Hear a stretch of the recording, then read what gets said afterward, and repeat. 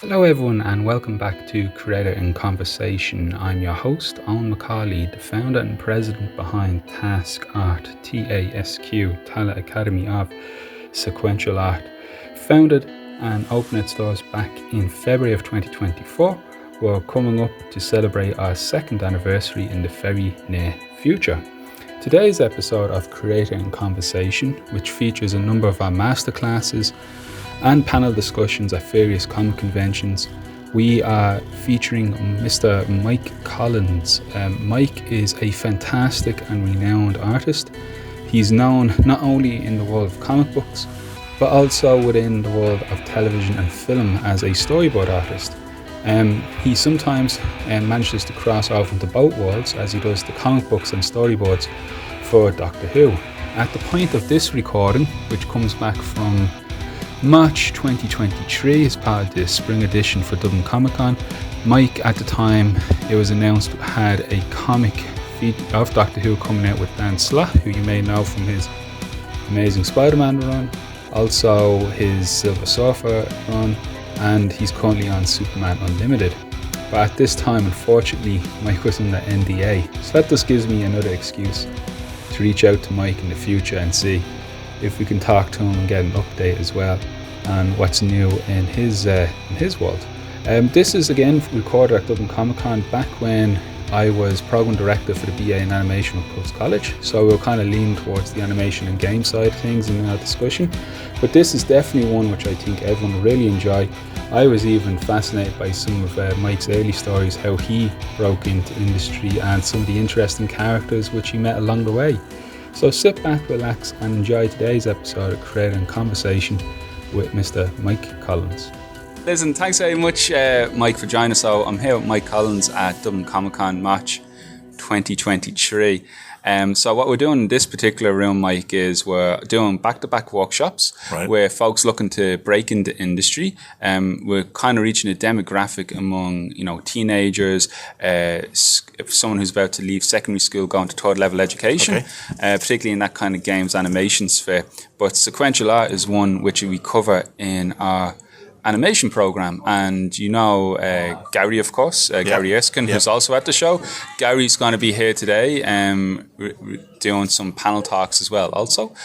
He's doing a portfolio review, I believe, next week, but he teaches sequential art and design in the BA in animation for Pulse as well. Okay. But what I want to ask you then is just how did you, first of all, that question where they all begin, how did you get your break? Is this something that you always thought you do professionally, or is this something that you had to go off to study, or did you break in? Have you ever considered going back to study, or have you even taught? Do you have any teaching experience in the field as well, and who are your teachers, I suppose? That's a lot of questions. Hey. My path into comics is not the most obvious. I did go to university, but I studied law. Wow, really? Yeah. So what happened was that growing up, I'd always loved comics. I loved the Beano, loved the Dandy. In the 70s, when I just sort of started getting into buying comics for myself rather than mum and dad buying the comics, I started getting the Marvel UK reprints, and that just opened the world to me of Marvel. I adored that. I was always a Marvel zombie, and DC was all a bit quiet and staid, and I wasn't that taken with them.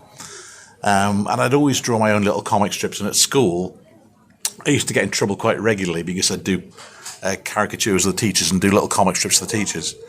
And I'd always thought that I'd draw. That that it's something that, as an artist, it's not necessarily something you fancy doing maybe. It's something you have a compulsion to do. I have to draw. I can't go a day without drawing something. My wrist just... I have to sort of put pen to paper, or even, these days, stylus to iPad. But when I got to about 16, my parents sort of sat me down and said that, it's not a real job. You're never going to make a living at this. And I grew up in a town called West Bromwich, which is outside Birmingham. And the only person of any note that had ever left West Bromwich was actually Wyatt Earp's parents. Really? Yes. And it's just there's been a few years since that happened, so, And it was when I was about 17, and I decided, I'd do A-levels that would get me into law school, because my parents said, well, look, you can maybe do a bit of drawing, but get a proper job first. So I was going to study for law. And I read an interview it might have been Foom, or it might be one of the comics magazines back then, so it could be Comics Reader, I can't remember which. And it turned out that John Byrne, X-Men John Byrne, Fantastic Four John Byrne, was actually born in West Bromwich. No way. And at that point, I thought, do you know what? You can live in this town and do something. I loved do you ever hear the John Byrne story about the Superman-ness? So when he grew up, he read, I think, the UK reprints of Superman in black and white. Yeah. So he never realised that the S in Superman was an S. He thought it was an alien symbol. And he looked at the negative space, and he saw it as two fish swimming past each other. Yeah. And then I think Grant Morrison, when he was doing the New 52 Superman, they kind of wrote it in when Superman first appeared, because we're conditioned to see an S. And it's amazing when I'm teaching students about brands and logos, we always point, we are kind of conditioned to see the logo. But if you to see for the first time, some see the snake, but if you focus without the colour, you could see two fish. Once you see it, it's kind of like, wow, look at that. That's incredible. But just as you said, I knew he was born in the UK, but I didn't know where. West Bromwich, because I got to meet him 1989, because it was just before, or 1988 it'd be, wouldn't it? Just before they started shooting the Batman movie. Cool, yeah. And because I was working with DC at the time, and we had this coach trip to Pinewood to see the sets before the movie started. Oh, that's awesome. And so I'm chatting to John, and I bring it up because you can't not bring it up. And I go, I'm from West Bromwich as well. And there I am with this man who, as a comic artist and writer, had sort of influenced me and inspired me with work. And all we did for 2 hours was talk about the church clock in West Bromwich and, the green where he remembered going to and all this sort of stuff. Nothing about comics at all. Just about West Bromwich. That's probably amazing. Imagine such a journey, and who would have thought you could connect it, something as esoteric as comic production, and then suddenly it's but it's just the local lads, talking about what's happening. That's amazing. I wonder if that ever made a cameo in any of John Byrne's comics. I'm trying to think now if he ever. Yes, it doesn't do it in a John Byrne comic. It's the very first issue of Hellboy. Really? The story in Hellboy #1 takes place in East Bromwich. There's one. Oh, we've got to get Mike Manola on now and complete the trinity. And for yourself then, so with John Byrne, he was would he be someone in the industry then you looked for in terms of what can be achieved, inspiration, or do you see? Oh, absolutely. And the fact that he was a writer and artist at the same time, because the thing for me growing up with doing comics on my own is that I always wrote and drew them. I didn't understand the idea of the division of labour. That I just thought that was, you did the whole thing, because you didn't know enough people around you that could do other stuff. So, in fact, there's been periods in my comics career where actually I've not drawn, I've just written. Okay. So I've done, because certainly time with Marvel UK, when I was doing a lot of the licensed books, your Thundercats and your He-Man and what have you, I hardly drew any of those. I just wrote them all. So that's crazy. Marvel UK always fascinated me because I know John Freeman, of course, down the tubes. And John's fantastic. I know he was involved with Marvel UK as well. But when I grew up, the type of comics I was reading were the Panini and Titan reprints. And they sometimes did original. But I know that wasn't quite what Marvel UK was. That was an actual Marvel Comics set up a UK branch. Is that what it was? I was very lucky in terms of timing, in that and we'll get into how I broke into comics, because it makes no sense when I explain it to you, but I'll tell you anyway. But once I'd broken into comics, it was just as all the toy tie-in stuff was happening. And back then, before they changed all the regulations, the toy companies actually put money into the comics. Okay. Because as far as they were concerned, these were adverts. Yeah. And we were quite happy because we figured we'd do this stuff, it'd go off, it'd be on the newsstands for a week, it'd be off the newsstands for a week, everybody forget about it. Yeah. And we just had fun with it. We just basically pushed the concept as far as we could, just had a ball with it. And it staggers me that actually next year's the 40th anniversary of Transformers. Wow. Yeah, and my very first professional job was actually the first Ladybird Transformers book. That's amazing. So next year's 40 years of me doing this for a living, actually this as a job. Oh It's my God. crazy. Blink and you miss it. It's like, wow. Oh God, yeah. So yeah, but you wanted to know how we got into comics? Yeah, so the break-in, this is a question that everyone says, and I think C.P. Cebulski once put it very articulately. I think he described it as it's like breaking out of prison. Once one person finds a way, it's sealed off, and someone else finds another way in. Let's see somebody else do this. Right. I was working for. I did a law degree, which was a thin sandwich course. So I spent 6 months out working in industry, and 6 months working at university studying. So actually, I spent 6 months working for a solicitor's back home in the Midlands. And while I was doing that, I started doing my own little comic strips because there I'm inspired by John Byrne. I thought, I'm just going to do stuff for fanzines. You know, if I don't get any further than this, I'll do stuff for fanzines. Maybe at some point in the future, because I was going to be a barrister. That's, you know, the wig and everything, wig and the gown and everything. So it's like dressing up like a superhero anyway, isn't it? But I thought, well, I'll be the barrister that draws Spider-Man on the side, and that'll be just the sort of daft thing I'll have. Anyway, so I'm doing these fanzine strips, and I get to go to a London comic convention. I can't even remember where it was now. It was this little hotel somewhere. It was back in the days when you could, because there was an all-night cinema, you didn't have to have a hotel room, you just slept in the cinema. It's just much cheaper, and occasionally when you woke up, you saw a movie. I think it was Mad Max and My Dinner with Andre, and I think they blended together in my head as I was drifting in and out. But one of the guests there was Alan Moore, who'd just sort of broken through on 2000 AD doing Skiz. Hi. And they'd hired him, again, because it was a tiny thing. Skiz is basically was meant to be a rip-off of E.T., and then Alan took it off in his own glorious direction. Anyway, so I'm chatting to Alan, because he's like, oh my God, you're a real comics writer. And he starts talking about this comic strip I've been doing for this fanzine back in Birmingham. And I'm like, what, you read it? And he says, yeah. He said, you've left it on a cliffhanger. What happens next? And I actually didn't know, because nobody had told me that when you write a cliffhanger, it's probably a really good idea to work out how to get out of the cliffhanger.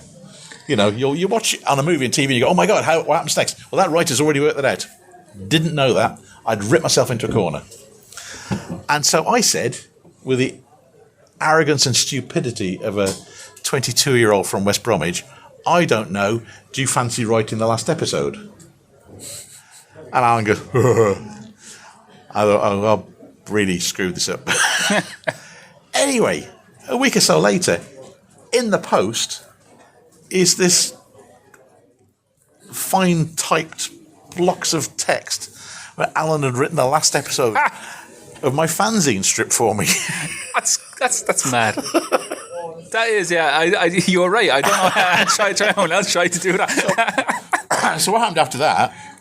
Because Alan decided that me and Mark Farmer, I work with Mark's amazing, who spent most of the last 3 decades inking Alan Davis and Dave Gibbons and all these people that really, I'm not good enough to carry their water. And so me and Mark had started off together doing these fan strips. And Alan had sort of said, you should be working for Marvel UK. And Marvel UK at the time was doing odd little bits and pieces, strips that weren't much, but it was nice to get a break into the industry. And Alan had been writing various bits and pieces for them, and he wrote this parody of Daredevil called Dour Devil, the Man Without a Sense of Humour. And it basically was this 4-page Mickey take of everything that Frank Murray had been doing on the Daredevil comic. And he took it into Bernie J, who was the editor at the time, handed the script to Bernie, and just said, Mike's drawing this. And that's a good impression. and Bernie went, oh, okay. So she sent me the script.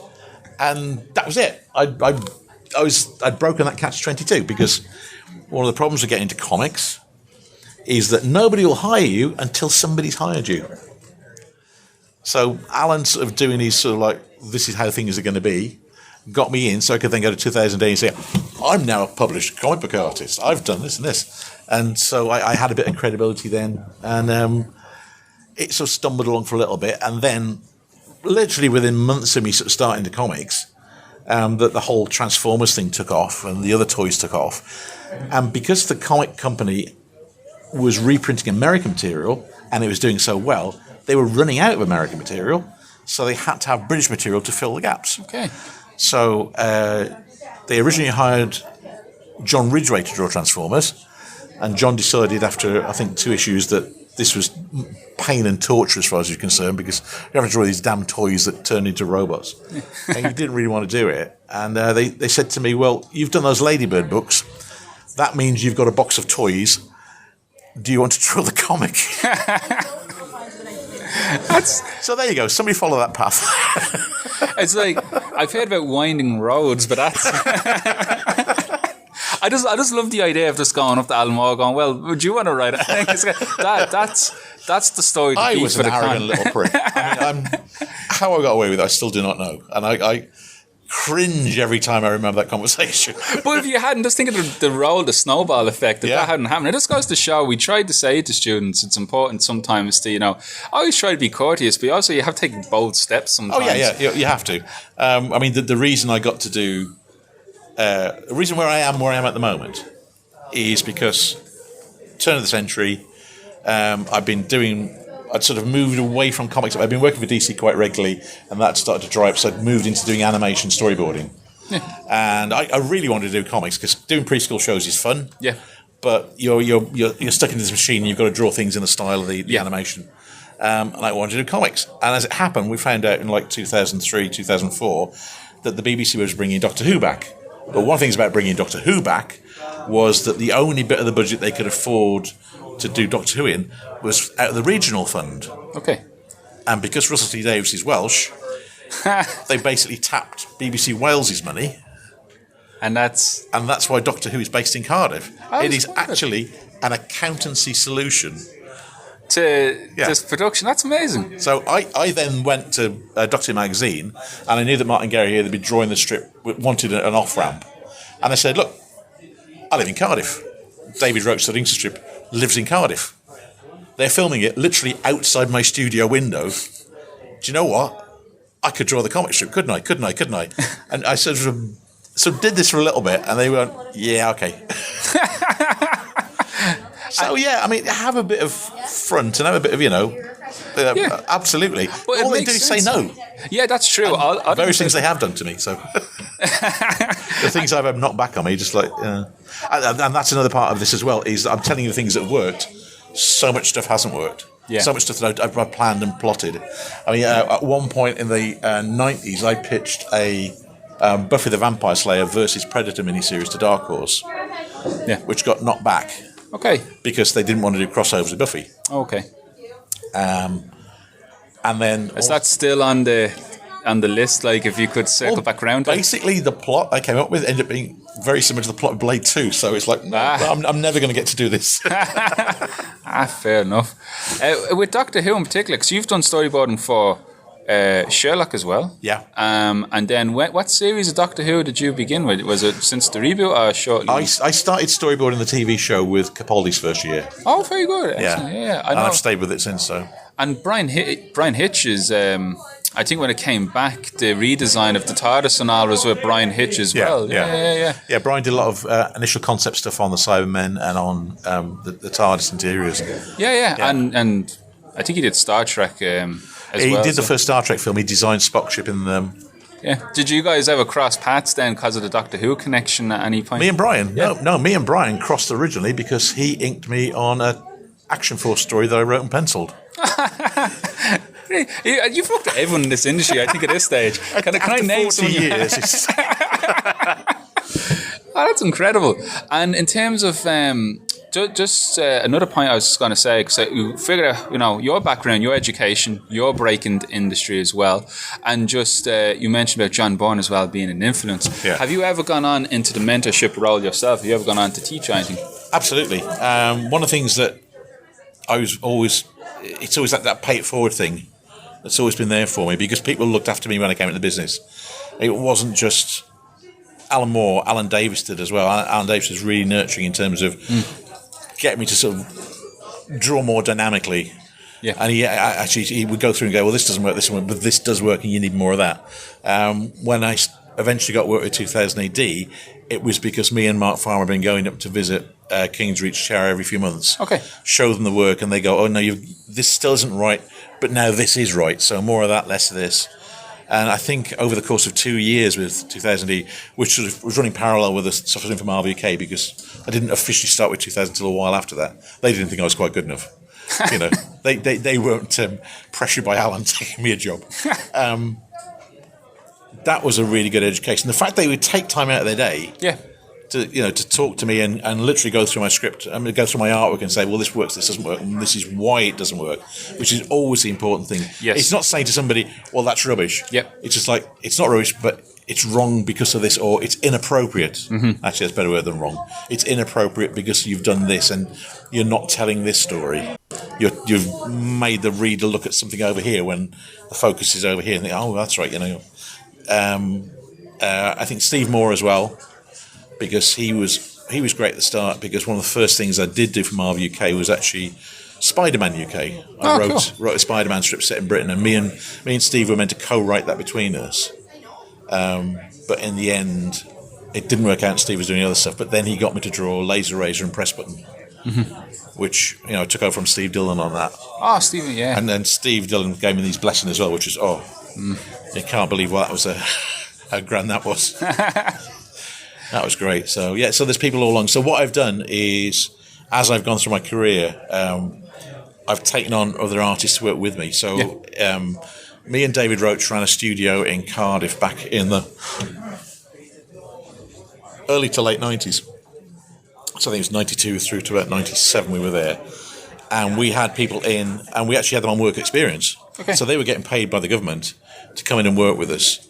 And one guy went off to Australia. He works in gaming in Australia. Yep.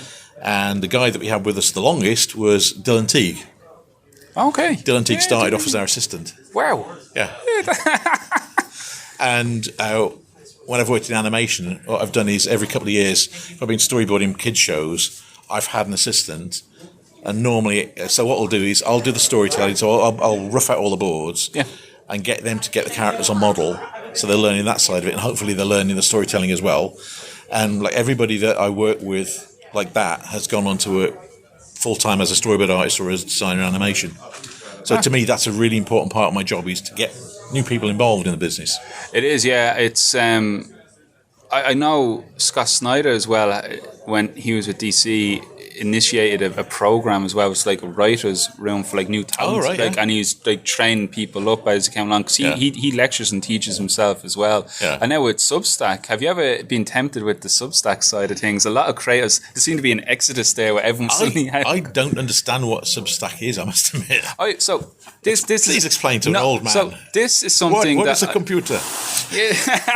No, this caught everyone by surprise. Substack is basically a newsletter system where you subscribe to, and you have different tiers. You can release it for free, or you could have a fee for it, which is, for an annual fee or a monthly fee or whatever, you get an email, and in the email you can have short stories, exclusive Zoom links to attend talks and classes, and comic books. And a lot of creators were given a lot of grants by Substack to go to their platform and make original content. So like James Tinian IV and Mike Oeming. And Mike Oeming was our guest speaker here last year, last March. Yeah, they have a book, Project Blue Book, now on Substack. I've seen it. That's on Substack, that's Substack, yeah. Mad, isn't it? Yeah. And everyone's like, this is such a disruptive channel, because everyone's like, okay, you have Comixology, you have print, but this is something new and different, and no one's seen it. It was just one day, it just happened. Like everyone started doing, because Substack invested, to put grants in. But it was amazing to see, because often, as a creator, you're like, if only we had the budget. And now they were faced with the scenario of, here's the budget, and now it's like, so we're free to create. And then what we got, the projects that came out of it were really interesting, because you got to see what the creative could do then when, they had the freedom and the money for once. You didn't have to answer to a publisher, a label, an IP. I think, if you haven't heard of Substack, I think it's worth your investigation. I've seen it mentioned, and I don't know if I sort of was getting it conflated with Kickstarter stuff and what have you, and I wasn't sure how it all fitted. I mean, one of the things during lockdown was I backed so many Kickstarters, because I figured there's people out there trying to make this stuff. I'll back them. So I have this shelf now. Apparently I'm a Kickstarter golden something or other, but just for me, I just know that if I was starting now at that point, that's something I'd want to, I want them sort of, in on. So Kickstarter is phenomenal. I don't know if you met the Limit Break guys yet. I think they're just down the table from you and Artist Alley at the moment, but Limit Break are a collective of Irish creators. And Gary Maloney, you're going to love him because he's actually a lawyer and he's in comics, so you'll have the common ground there. But also they are fantastic for Kickstarters, like the way they organise it. They've really the campaigns, and that's really brought new life into the industry, because now it seemed to be impossible to the idea that someone could have set up a website, publish a book. You go back to the 80s, early 90s, you're looking at serious investment, you're going to the bank. Now it's like anyone with €20 can do a WordPress, or anyone, with a Kickstarter can go into print. It's still challenging though. Yeah. That's the hindsight, isn't it? Is when folks, they say to do the Kickstarter and then they realize, you have to seal those envelopes, you have to send it out, you have to weight the parcel, and that can affect the postage. And if you get that wrong, everything goes askew. It's there's a lot of juggling that's going on, but yeah, what I'm here to campaign for is the Mike Collins Substack. Do you actually have a newsletter? Do you have any type of newsletter? I don't have anything like that. I mean, the thing is, these days my day job is storyboarding, so and that can be my day and my evening job, because this show I'm working on at the moment that I can't talk about, but it's got a blue box in it. We're sort of ramping up at the moment. We're actually like I'm there actually operating the console. But no, so they're actually shooting at the moment, so I'm bored in for stuff that's going to be on air. So that's kind of my focus. So there's several men out there ready to watch and say what you say right now. Oh, jeez, no, this is the one thing that I got caught by surprise, because I storyboard for a TV show, but actually I'm the guy that is there in the production office. I don't get to meet the cast generally. I don't get involved in that side of it at all. But when Jodie was picked as the Doctor, right, because I'd known about it for a while because I was drawing her, so I kind of had to know. The big thing had always been at that point that Chris Marshall, the guy from Murder in Paradise, was going to be the Doctor. Yeah. And I joked on my Facebook page, the people are annoyed about Jodie being really annoyed when they found out Chris Marshall's the companion. I said this as a joke. Somebody from The Sun reads my Facebook page. It turned up as a news item in The Sun. It then turned up as a news item in the New York Times. Well. So I've learned now, do not joke on Facebook, because the buggers are reading it. Goodness. Yeah, no, you got to watch out for that one. Yeah. And I've signed so many NDAs on stuff that the funniest one though on this is when I say I basically made a tart of myself and got the job on Doctor Who magazine drawing the strip. But obviously, as soon as I started drawing the strip, everybody found out that Chris Ferguson was going. Okay. Now, I'd known that because I was already drawing Peter Davison. Peter Tennant. David Tennant, oh my God. Wait, they're related now though, aren't they? They are related. Yeah. It gets so confusing. And if you see Titan, he's got to be a Doctor as well, so you can have 3 generations of them. Oh, there you go. But no, so I already knew that David Tennant was the new Doctor. So I was drawing him. And I'd gone round my ex-in-laws. And we were having dinner on a Sunday. And my mother-in-law's going, well, the next Doctor. It's going to be Bill Nye. I know it's going to be Bill Nye. And I'm sitting there thinking, I could actually win an argument with my mother-in-law. But I signed an NDA. Those NDAs. And just, I'll try out quick. Does anyone have a question for Mike before we show? Okay. You said you storyboard. That kind of control is pretty immense. I work in sort of QA, which is the bottom line of all these games. But to be that high up, to have that much control, how does that feel? Do you feel kind of responsible? Or it's responsible.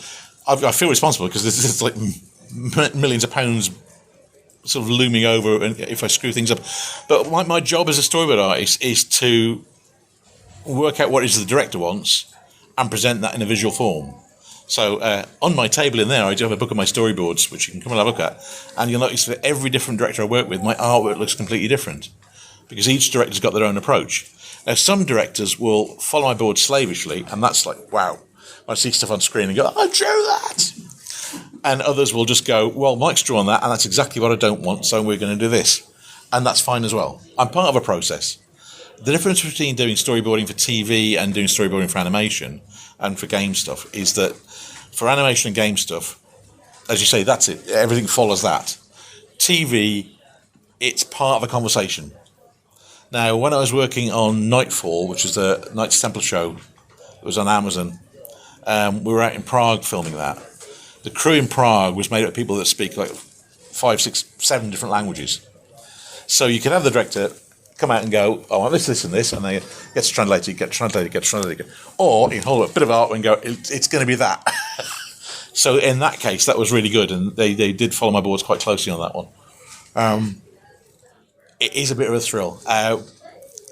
When I was trying to get into live action boarding, so I've done animation boarding for quite a while, the way that I got into that as a job was Screen Cymru, the Welsh film fund people, ran a competition on doing short movies.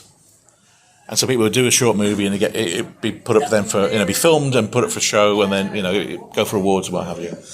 And I sort of worked out that I could afford to do those boards for basically dinner money. There was no money there to do the book, but it means I've got an IMDb credit off the back of this. And one of them actually won a WAFTA, a Welsh BAFTA. And we went to this big do where, everybody's in their dicky bows and nice dresses, and we're all sitting with fill this cinema up, and they're showing all these short films. Now, on one of the short films, I'd had a sort of knocking backwards and forwards with the director, because there was this sequence that I thought would work really well, and he was like, oh, I don't think that's going to work. And I go, but if we did this and I sketched it all out, this would be a really good image on screen. And he went, well, I'm not sure about that. And it sort of went on and on and on and went back and forth. And I thought, well, it's your film. I'm just here to, suggest things. Anyway, we're sitting there in this room. This scene comes on screen. And it is, frame for frame, what I boarded. And I just went, yes! And realised I was in a room full of 800 people, all dressed very nicely, thinking, what the bloody hell's wrong with him? But I didn't care, because that was my shot. Cheers, thanks so much for the question. There you go. Go on. So you mentioned there that you were very proud when you saw your shot and stuff. Yeah. Does that make you want to get into directing as well yourself? Oh dear God, no. I've a few shows I've actually worked on set, sitting next to the director, because the director go, I've got this idea now, and draw this, and draw that. And there is nothing more tedious than working on a TV or movie set, where all day long they repeat the same 5 seconds of what's going to be on screen eventually. I will say this about Good Omens too, and obviously NDA, I can't say a lot about it. One day I was on set, and they did the same bit, literally from 8 o'clock in the morning through to 7 o'clock at night, right? Shooting from different angles, doing different takes on it, and every time I laughed. That's how good the script is.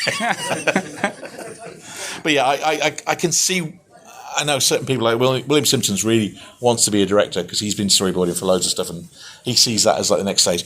For me, I'm quite happy sort of doing designs and letting somebody else do really tedious work. It's not for me. I mean, one of the weirdest experiences I had was on Doctor Who. I'd boarded the Husbands of River Song episode, the Christmas special. And I got this phone call out of the blue of Douglas McKinnon, who was the director on that, saying, they're not understanding me. We're in the middle of shooting. I've got this worked out, and they do not understand what I'm talking about. Come in now. And my studio at the time was in Cardiff Bay, and it was like a 10-minute walk down to the BBC. So I go down there, and Douglas says, look, we're shooting this over here now. I'll put you a table and a lamp over here. And it's completely black, because it's a studio set. Completely black space. So I've got a table with a lamp over it.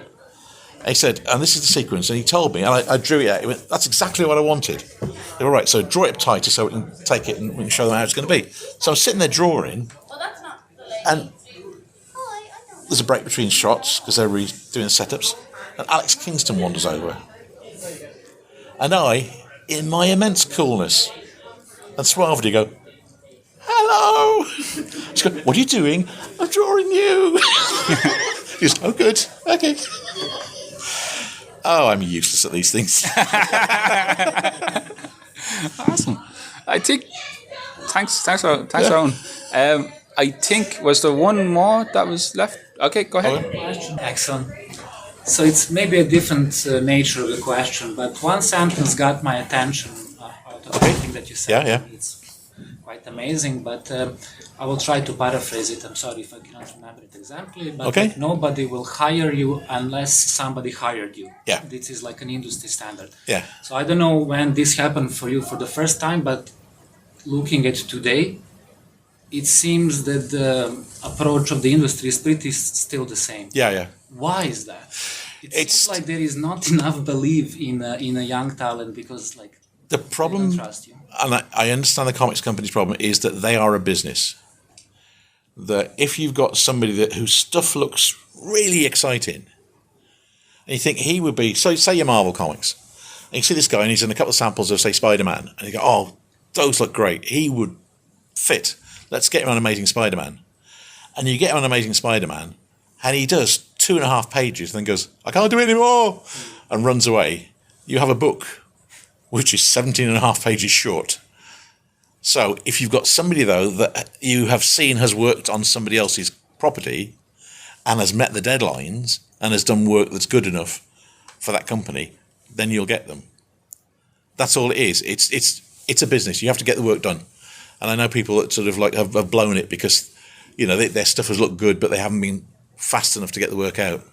So you've got to show that you've got to show you can do it before you do it, which is, again, it's catch-22. Yeah, a little bit, but let's say Somebody has to have faith in you. So yeah. it's because it's a business and it wants to run only by profit, but let's say long-term Yeah. vision, as everything else can be, like it will stop at one point if you don't invest in young blood. Like, Oh, no, I completely agree with you. And you mentioned about CB going around looking at people's portfolios all over the world. Yeah.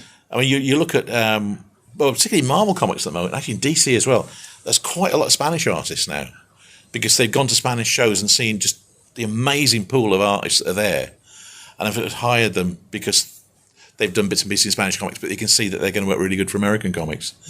I got work with Marvel and DC in America because they'd seen what we'd done on the Marvel UK stuff on 2000 AD. So they'd come over and they wanted to revive it because what was happening in American comics in the early 80s, which sort of people forget, is that it was kind of looking like a bad Xerox of work that had been done 10 years earlier because the American artists didn't have anything outside their experience. So basically they were doing versions of what they'd already seen. But came to Britain and Ireland and saw what our guys were doing and we had a different take. We were dragged over there and got work with America because we could bring something new to them. And like I say, now it's the Spanish artists are doing that because obviously the guys have been working in comics for a long time. It's happened again and you needed that new influx of blood. So you've got some amazing new artists working on the Marvel stuff and the DC stuff. There's some gorgeous artwork out there at the moment. I'm knocked out by some of the books. I think comics at the minute look fantastic. Yeah, it's an embarrassment of riches, really. Yeah. Like, I would have started reading like mid-90s, and now I'm looking at what's available now. It's incredible. There's guys out there I don't hold a candle to. They're just so good. It's quite intimidating. That's coming from you now. That's very intimidating for someone trying to break in now. You know, now I was going. But I think it's because I can see what they're doing. I'm just like, oh god, yeah, I can see where that's coming from when that works, and yeah, I can't do that. Oh, well, listen, I think that's fantastic what we've covered here, because I know our next guest speaker will be Jamie Johnson, who will be doing a live demo. So anyone who's here who's interested in more comic book stuff, Jamie's going to be doing a demo next. We're going to be covering more on the art process side onto that one. Thanks everyone for joining us here. I know our room's kind of cut off here in terms of the circulation. And of course, thank you, Mike. Mike, you're here all weekend. I'm here all weekend. I have a table you can look at. I've got original comic pages with me. I've got prints and what have you, the usual governance. But what I do have with me, if you're interested in the TV side of things, is basically as a power move, when I went into meetings with directors, I got myself printed a booklet of my boards from other shows. So the first thing I could do with the director is hand that over. Oh, this is what I've already done. Smooth. And because people wanted it, I've actually printed up more copies of that, so I've got a few of them with me. I've got many, but I've got a few with me. So awesome. Yeah, I'm going to swing by after myself as well, take a look at some of the stuff as well. There's a Phantom page there as well. Oh, is there? Yeah. Going to definitely go. Actually, of course, Jamie as well. You've met Jamie. Actually did the cover as well. So we actually just first time we've met. I was like, me and Mike met back with Sherlock first. We did a charity book for Sherlock Holmes, which was actually while Sherlock was still under copyright, and we got endorsed by the Arthur Conan Doyle estate. And then you have a long-established history with Phantom. You've done a lot with Egmont, I think, as well. Have you? Yeah, and I did some American stuff with Moonstone. Moonstone as well, Yeah. Moonstone. And you would know Mike Bullock then, would you? No. No, you wouldn't. No. It's a name I know, but I don't know. That's mad, yeah. It's interesting. We were saying in another panel how sometimes we were like ships in the night where yeah. the same thing would just pass around. It's like Mike McCone. Mike McCone and I started in comics about the same time. He's another British artist. I met him for the first time like 4 years ago. Both of us working for like 30 years in the industry. And you know in Norway as well. That's where we met. Oh yeah, Norway. I didn't realize the comic and animation scene in Norway till very recent, and it's very thriving there. Like, cause I do a BA in animation here in Ireland, and I connected with Dave King. Dave King, yes, that's it. Literally, and when I mentioned your name, he's like, yeah, it was a small world, There you go. And coming up, you have. I know I was teasing him on Twitter with Dan Slap, but there's another Doctor Who project in comic form, but you can't say a single word, I imagine, at this stage. Not really, no. Yeah, so we won't say. NDA. We won't say anything, but I'm looking forward to it because Dan, with his Silver Surfer run. Yeah, that was a really good Doctor Who run, yeah. Yeah, and the Omnibus is out. It's coming here, I think, Wednesday, comic. So if you haven't read Dan Slott's Silver Surfer run and you're a Doctor Who fan, but like, don't let that it's not saying it's good as it's good as a Silver Surfer run, but it's even better when you realise that Danny's fanboying. Yeah, that's it. So that's it. I was teasing him on Twitter beforehand, saying I was going to interrogate you, but don't worry, it's no NDA's broken in this panel. Well, one last thing I'll say as well, if you were interested outside of comics getting storyboarding for TV, is that TV storyboarding, aside of animation and what have you, you tend not to do full weeks on stuff unless you're like what will on Game of Thrones. You'll do 2 or 3 days here, 2 or 3 days there, what have you. So things will scatter, and you'll end up working on 2 or 3 projects at once. Running up to the end of last year, I was working on 2 shows simultaneously. Oh well. One was the prequel series for Paramount of Sexy Beast. Okay. So I was drawing gritty London gangsters doing horrible gritty London gangster things. And the other one was the Christmas special of Gangster Granny. So I had to make sure that I wasn't doing the wrong kind of gangsters in each one. That could have made for a very dark Christmas special for CBeebies. Everyone tuned in after Christmas dinner. That's awesome. Well, listen, thanks so much for your time today, Mike, and thank you for coming along, and thanks everyone for your questions today. Thanks so much. Have a good. Thank you. My thanks again to Mike for his permission in resharing this episode. It was also broadcast on the Word Balloon podcast with my good friend John Sutras. We may have 1 or 2 more from the archive episodes like this. What I'm trying to do with this podcast, as well as cover the field of sequential art and basically comic book production, I also would like for it to act as a repository for many of the classes, guest lecturers and interviews and panel discussions that we've done here at TASQ Art. If you're interested in learning more about what we do at TASQ Art and how we might be able to assist you, please visit our website www.tasqart.com or search for us online, all under the same handle at TASQ Art. If you are listening to us on a podcast stream, please consider subscribing and add us to your list. And the same for YouTube. We'd love to build up our numbers there in terms of subscribers. And if you think a friend would be interested in any of the topics we've covered, feel free to forward this as well. Your help in spreading the word about creating conversation and TASQ Art will go a very good way in helping us to build up and reach a wider audience as well. My thanks again for listening, and until next time, this has been a copyright production of Macaulay Consultancy 2025.